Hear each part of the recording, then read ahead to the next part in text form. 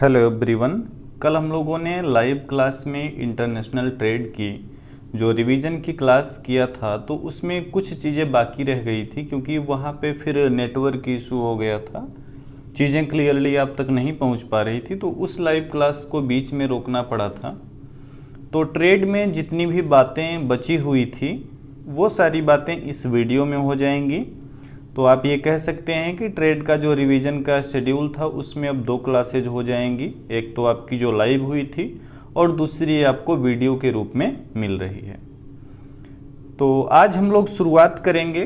कल इससे पहले हम लोगों ने व्यापार के बारे में थ्योरी पढ़ी थी, जो भी पहले की थ्योरी थी क्लासिकल थी, और लोग भी जो सिद्धांत दिए, और उसके बाद व्यापार की शर्तों के बारे में पढ़ा था कि कौन कौन सी शर्तें होती हैं और किस प्रकार वो व्यापार की क्रिया प्रक्रिया को प्रभावित करें।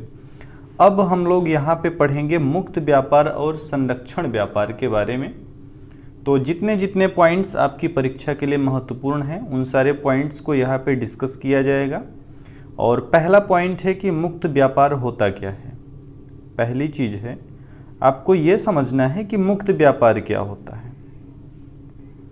जो मुक्त व्यापार होता है, मुक्त व्यापार नीति से तात्पर्य ऐसी व्यापारिक नीति से होता है जिसके अंतर्गत कोई भी प्रशुल्क या नियंत्रण नहीं होता है, और न तो कोई भी इस तरह की युक्तियां लगाई जाएंगी जो कि दो देशों के मध्य वस्तुओं और जो भी क्रियाकलाप हो रहे हैं व्यापारिक, तो उसमें किसी भी प्रकार की रुकावट अगर पैदा कर रही हैं तो इस तरह का कोई भी युक्ति या तरीका नहीं अपनाया जाएगा। तो अगर ऐसी स्थितियां हैं तो ये फिर मुक्त व्यापार हो जाता है कि यहाँ पे कोई भी रुकावट न पैदा की जाए।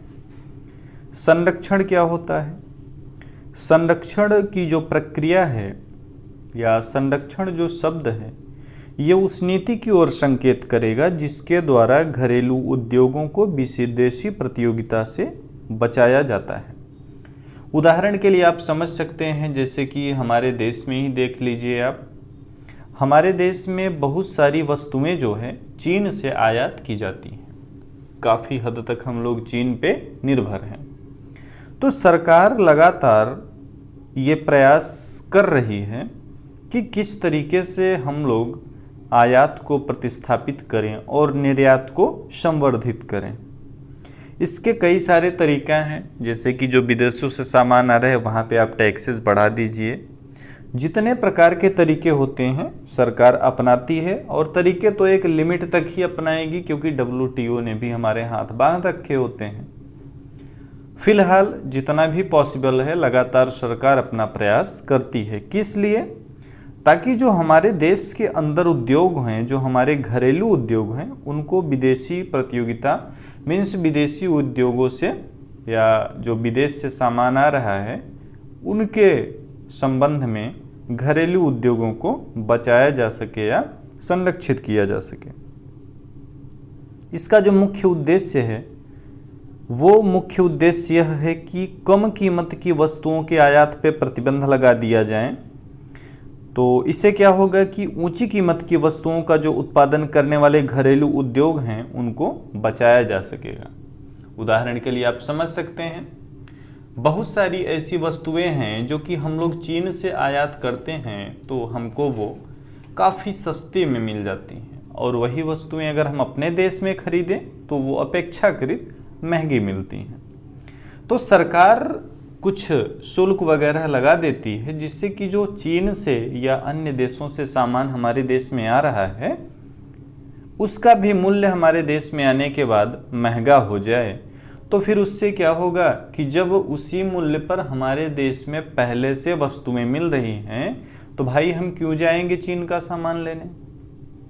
तो इससे क्या होगा कि हमारे यहाँ जो चीज़ें उत्पादित हो रही हैं हम लोग उनका उपयोग करेंगे, हमारे उद्योग, हमारे घरेलू उद्योग इस तरह से बचाए जा सकेंगे। घरेलू उद्योगों को संरक्षण प्रदान करने का एक तरीका ये है कि आयात पे इतने शुल्क लगा दिया जाए जिससे कि विदेशी वस्तुओं की कीमत जो है वो घरेलू वस्तुओं की कीमत से बढ़ जाए। या दूसरा तरीका ये होता है कि एक कोटा के द्वारा इन्हें संरक्षित कर दिया जाए। या और भी तरीके हैं, जैसे कि गैर प्रशुल्क प्रतिबंध लगाए जाएं, जिनसे कि सस्ती विदेशी वस्तुओं का आयात कठिन अथवा असंभव हो जाए, या फिर घरेलू उद्योगों को सब्सिडी दी जाए। ठीक है, एक ये भी तरीका है। चीन ने इस तरीके को भरपूर अपनाया। चीन अपने देश में उद्योगों के लिए काफ़ी हद तक सब्सिडी प्रदान किया, और वही कारण है कि आज वैश्विक स्तर पे हर देश में चीन का सामान भारी मात्रा में आपको देखने को मिल रहा है। तो हमारे देश में भी ये किया जा सकता है। सरकार इस पे लगातार ध्यान दे रही है, प्रयासरत भी है। अब आने वाला टाइम बताएगा कि कितने हद तक इसमें सफलता मिलती है। तो अपने घरेलू उद्योगों को बचाने का एक बेहतर तरीका ये भी हो सकता है कि क्या किया जाए कि सब्सिडी दे दी जाए। तो जब सब्सिडी दे दी जाएगी तो जो विदेश से सस्ती वस्तुएं आ रही हैं उनसे हमारे देश के घरेलू उद्योग प्रतियोगिता कर पाएंगे। एक प्रश्न आपसे पूछ चुका है शिशु उद्योग तर्क के बारे में। जो शिशु उद्योग तर्क है इसको स्टार्टिंग में अलेक्जेंडर हैमिल्टन ने इसका विचार दिया, और फाइनली इसको विकसित और प्रसिद्ध किया फ्रेडरिक लिस्ट ने। शिशु उद्योग तर्क किस बारे में बताता है? शिशु उद्योग तर्क बताता है विदेशी वस्तुओं की तुलना में घरेलू उद्योगों को बचाना, ठीक है, या घरेलू उद्योगों को संरक्षित करना। तो इतना इसको आप समझ के रखेंगे। अब हम लोग प्रशुल्क के बारे में समझते हैं कि यह प्रशुल्क क्या होता है। प्रशुल्क वस्तुओं पे लगाया गया एक प्रकार का कर या शुल्क होता है, और यह लगाए कब लगाया जाएगा कि जब वह राष्ट्रीय सीमा में प्रवेश करती हैं या फिर उसे छोड़ती हैं। तो आप ये कह सकते हैं कि जो प्रशुल्क है इसका अभिप्राय ये होगा कि या तो यह आयात शुल्क है या तो निर्यात शुल्क है, यानी दोनों तरीके का एक शुल्क है। विदेश से कोई सामान आ रहा है, उस पर हमने प्रशुल्क लगा दिया, तो यहाँ पे वो फिर हमको आमदनी होगी, हमारे सरकार को आमदनी होगी। प्रशुल्क व्यापार, कीमत, उत्पादन और उपभोग में परिवर्तन कर देता है। साथ ही साथ संसाधनों का पुनर्विभाजन, साधन अनुपातों में परिवर्तन, आय का पुनर्वितरण, रोजगार में परिवर्तन और भुगतान संतुलन की स्थिति को भी बदल सकता है। आसानी से आप समझ सकते हैं कि व्यापार की प्रक्रिया में प्रशुल्क काफ़ी हद तक महत्वपूर्ण हो जाता है। जैसे कोई वस्तु आ रही है, उस पर प्रशुल्क अगर भारी मात्रा में लगा दिया जाएगा, उसकी कीमतें बढ़ जाएंगी, उससे व्यापार भी प्रभावित होगा, वस्तु की कीमत भी प्रभावित होगी, और हमारे देश का उत्पादन भी प्रभावित हो। हमारे देश के उत्पादन में भी अंतर परिवर्तन देखने को मिलेगा। भाई, जब विदेश से आने वाली वस्तु अगर महंगे मूल्य पे मिलेगी तो हमारे घरेलू उद्योग में प्रोत्साहन मिलेगा इनडायरेक्टली रूप से, क्योंकि महंगी वस्तु हमारे देश के लोग खरीदेंगे नहीं अगर अपने देश में उनको सस्ती वस्तु मिलेगी। तो इस तरीके से भी आप देखेंगे उपभोग में भी परिवर्तन होगा। अभी तक जब हम लोगों को सस्ती वस्तुएं मिल रही थी तो हम लोग उसका खूब उपभोग कर रहे थे। अभी जब वो महंगी हो जाएगी तो उसमें भी परिवर्तन हो जाएगा। तो सारे के सारे प्रभाव जो है आप समझ सकते हैं, सभी प्रभाव आपको देखने को मिल जाएंगे। अब हम लोग डंपिंग के बारे में पढ़ते हैं। डंपिंग भी महत्वपूर्ण है, आपसे यहाँ से भी प्रश्न पूछ चुका है। इसमें तो एक लाइनर टाइप का प्रश्न पूछता है, तो याद रखिएगा। फिलहाल इसके कॉन्सेप्ट को आप समझिए। इसे हिंदी में राशिपातन भी बोला जाता है, और बेहतर है ये कि आप डंपिंग याद रखें। डंपिंग होता है, आपने माइक्रो इकोनॉमिक्स में प्राइस डिस्क्रिमिनेशन, कीमत विभेदीकरण पढ़ा था। कीमत विभेदीकरण जो होता है वो हमारे देश में सीमित होता है, लेकिन यही कीमत विभेदीकरण अगर अंतर्राष्ट्रीय स्तर पे हो तो उसे डंपिंग कहा जा सकता है। तो जो डंपिंग है ये अंतर्राष्ट्रीय कीमत विभेद होता है, जिसमें कि निर्यातक फर्म विदेशी मार्केट में अपनी वस्तु को कम कीमत पे बेचेगी और घरेलू मार्केट में अधिक कीमत पे बेचेगी। कॉन्सेप्ट समझिए। मान लीजिए हमारे देश में कोई एक फैक्ट्री लगाई जाती है। एक पेन के उत्पादन करने का मूल्य मान लीजिए 5 रुपये आता है, तो अभी हमारे देश में हम उस पेन को मान लीजिए आप 100 यूनिट बेच पा रहे हैं। अब एक फर्म के लिए 100 यूनिट, मतलब एक एग्जाम्पल की बात कर रहा हूँ, कम है, काफ़ी कम है। हमको लगा यार कि अभी तो हम लोग बहुत कम बेच पा रहे हैं, तो लगा कि अब हम लोगों को अपने देश से बाहर कदम बढ़ाने चाहिए, यानी कि विदेश में कदम बढ़ाने चाहिए। हम जाते हैं किसी देश में व्यापार करने और वहाँ पे हम देखते हैं कि हमारी जैसी ही पेन जो कि हम अपने देश में 5 रुपये में उत्पादित करके उसे 7 रुपये में बेच रहे थे, 2 रुपये का हम लाभ ले रहे थे, उसी तरीके की पेन हम विदेश मार्केट में जाके देखते हैं तो वहाँ पे 5.5 रुपये में मिल रही है, या मान लीजिए 6 रुपये में मिल रही है। तो हमको लगेगा कि हम अपने देश में इसी पेन का 7 रुपये पा रहे हैं और विदेश हम लेके आएंगे तो हमको 6 रुपये ही मिल रहा है। तो हम सोचेंगे कि अब हमको अपनी मार्केट तो बढ़ाना ही है, हम फिर विदेश जाएंगे, अपना व्यापार करने विदेश जाएंगे। जो रेट विदेश में चल रहा है, मान लीजिए वहाँ पे 6 रुपये में पेन बिक रही है, उसी क्वालिटी की पेन हमारी है, हम वहाँ पे भी अपने रेट को कम करके 5.5 रुपये में बेचना शुरू कर देंगे। क्यों? क्योंकि हमको उस देश के बाजार पे कब्जा जमाना है, यानी कि हमको वहाँ पे मार्केट शेयर चाहिए। व्यापार करने के लिए हमको वहाँ पे मार्केट शेयर चाहिए, इसलिए हम रेट को वहाँ पे कम कर देंगे और अपने देश में जो अभी 7 रुपये में बेच रहे थे हम उसको बढ़ा करके 7.5 कर देंगे। तो हमको जो थोड़ा सा यहाँ पे घाटा वोटा हो रहा होगा वो हम अपने देश से पूरा कर लेंगे। क्यों? क्योंकि हमको मार्केट शेयर चाहिए। तो ये होता है डंपिंग। डंपिंग का मतलब अंतर्राष्ट्रीय कीमत विभेद होता है, जिसमें कि निर्यातक फर्म विदेशी मार्केट में अपनी वस्तु को कम कीमत पे बेचेगी और घरेलू मार्केट में अधिक कीमत पे बेचेगी। 3 प्रकार से इसे बांटा जा सकता है, आकस्मिक, अस्थायी और लुटेरा। अब इनकी डिटेल में आपको नहीं जाना है। उद्देश्य क्या होता है? उद्देश्य होता है विदेशी मार्केट में स्थान पाना, वस्तु के अतिरेक को बेचना, उद्योग का प्रचार प्रसार करना, नए व्यापार संबंध को बनाना। विदेशी मार्केट में स्थान पाएंगे, वहाँ पे वस्तुएं बेचेंगे तो आपको फायदा होगा। वस्तु का अतिरेक मतलब आप जो भी उत्पादन कर रहे थे, अगर आपके देश में वो नहीं बिक पा रहा था, कम यूनिट ही बिक्री हो पा रही थी, विदेश में जाएंगे बेचेंगे तो जो आपके पास वस्तु अतिरेक है वो बिक जाएगा।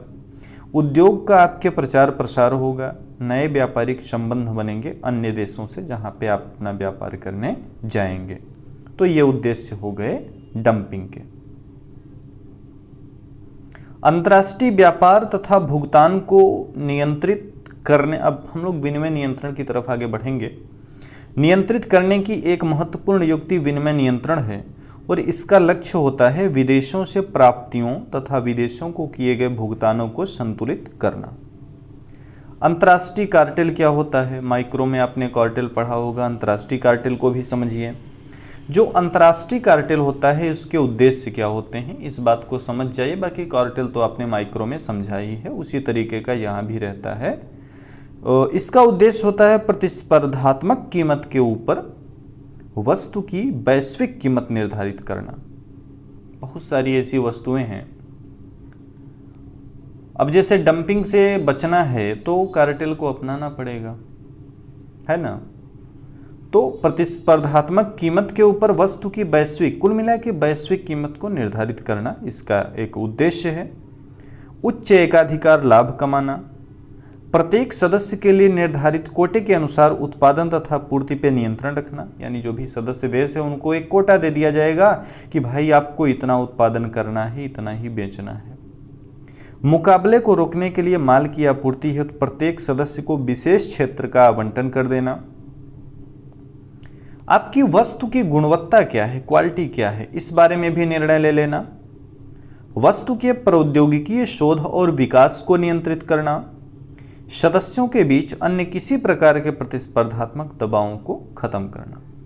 तो जैसे माइक्रो इकोनॉमिक्स में आपने कार्टेल पढ़ा था, वही यहाँ पे भी तरीका है, एक संगठन बना लिया जाता है और उस संगठन से कुछ निर्णय उभर करके सामने आते हैं जो सभी के लिए लागू होते हैं, सभी के लिए लाभदायक होते हैं।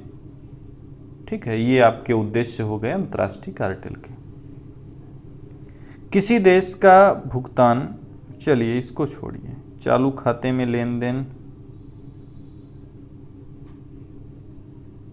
हाँ देश में आपने भुगतान संतुलन पढ़ा, तो देश में चालू खाते जो होते हैं अर्थव्यवस्था में, किसी एक देश का जो चालू खाता होता है उसमें ऐसे सभी लेन देन आते हैं जो वस्तुओं तथा सेवाओं के व्यापार तथा एक पक्षीय हस्तांतरणों से संबंध रखते हैं, और इनमें भौतिक वस्तुओं के निर्यात और आयात अदृश्य मदें कहलाते हैं तथा सेवाओं और हस्तांतरण भुगतान और प्राप्तियां अदृश्य मदें कहलाती हैं। सॉरी, ये दृश्य हो जाएंगी, ये अदृश्य हो जाएंगी, थोड़ा सा बोलने में मिस्टेक हुआ।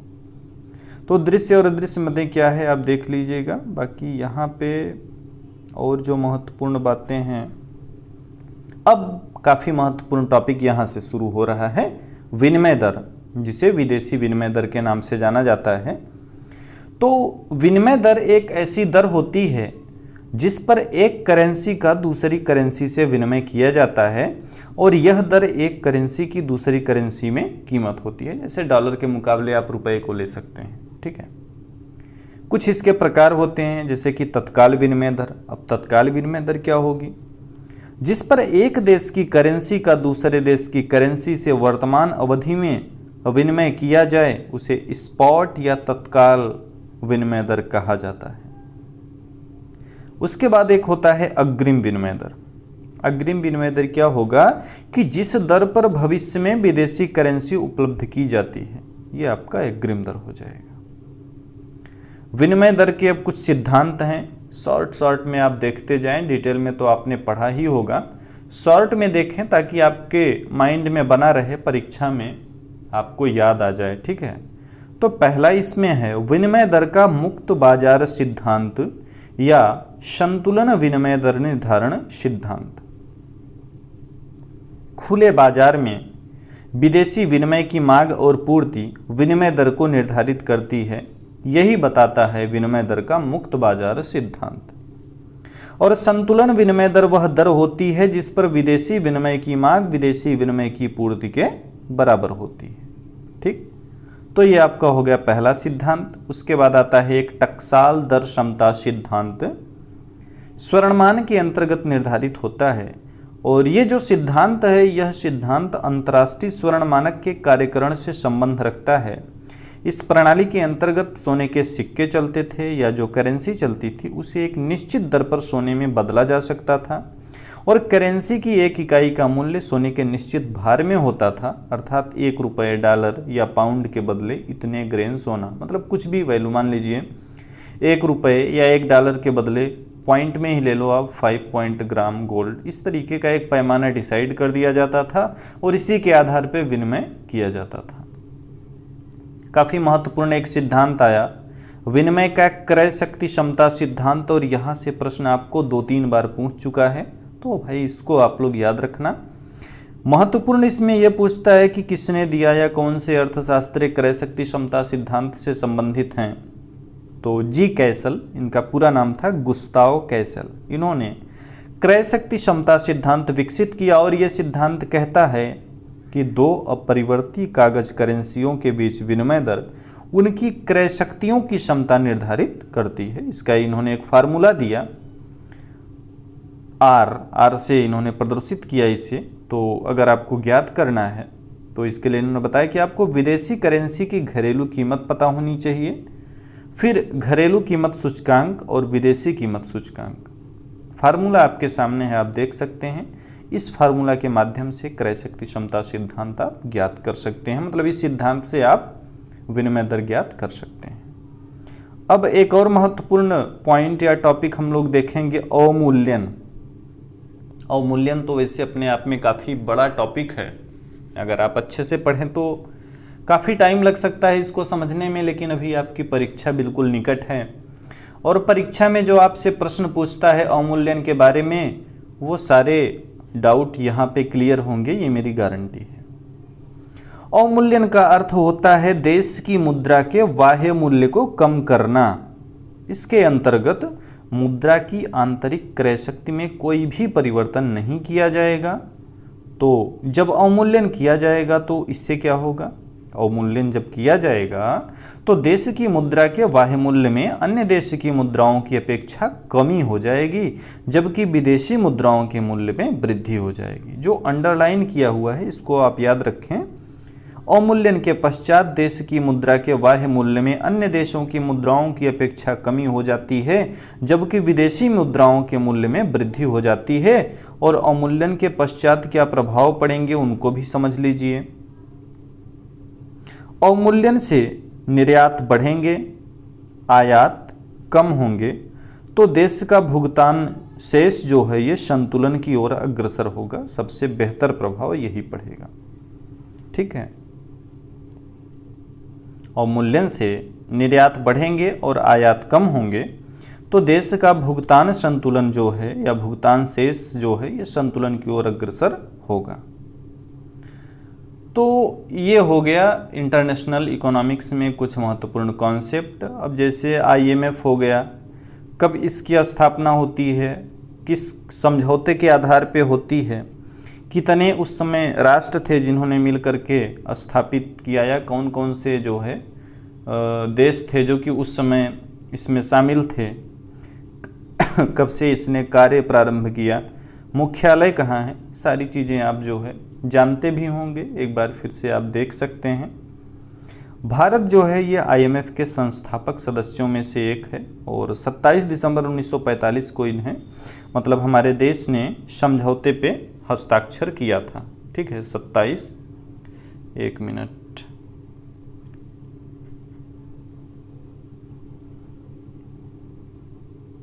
जी, तो इंडिया जो है 27 दिसंबर 1945 को इस पे हस्ताक्षर किया था। एसडीआर ये महत्वपूर्ण है। ठीक है, एसडीआर महत्वपूर्ण है।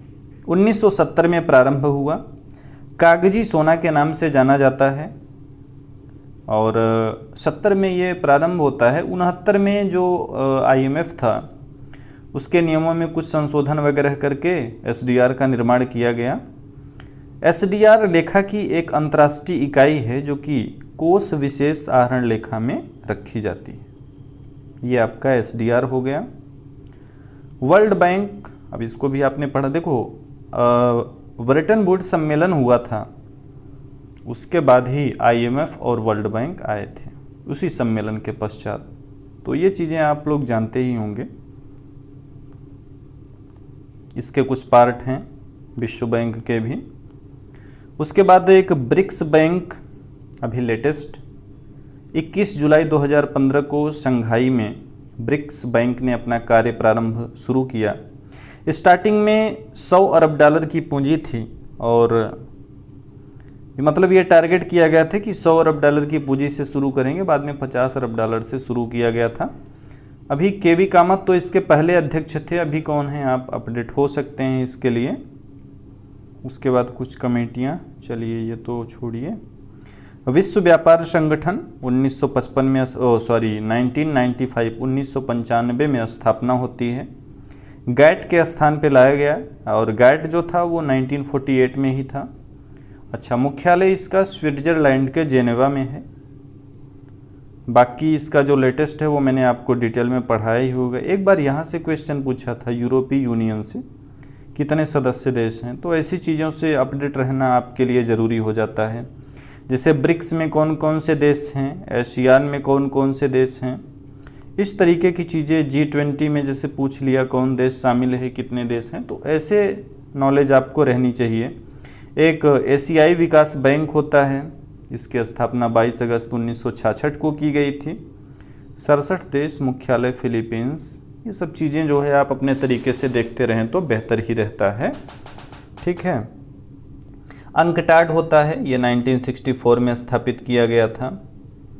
बाकी अपने यहाँ मुद्रा बैंक। तो अंतर्राष्ट्रीय अर्थशास्त्र में बस जितनी चीज़ें थी ज़रूरी आपके लिए मेरी तरफ से, वो सारी चीज़ें मैंने आपको बता दिया। अगर आपने ये दोनों क्लास अच्छे से देखा होगा तो मुझे पूरी उम्मीद और विश्वास दोनों है कि परीक्षा में अंतर्राष्ट्रीय अर्थशास्त्र का अगर 10 प्रश्न आएगा तो आप 7-8 प्रश्न आसानी से कर ले जाएंगे। तो यहाँ पे ट्रेड का ये लेक्चर कंप्लीट होता है। वीडियो अगर आपको ठीक लगता है तो अपने दोस्तों के साथ इसे ज़रूर शेयर करें। ठीक है, तो बाकी आगे के वीडियो में बातें होंगी, मुलाकातें होंगी। तब तक आप लोग बेहतर तरीके से पढ़ते रहें।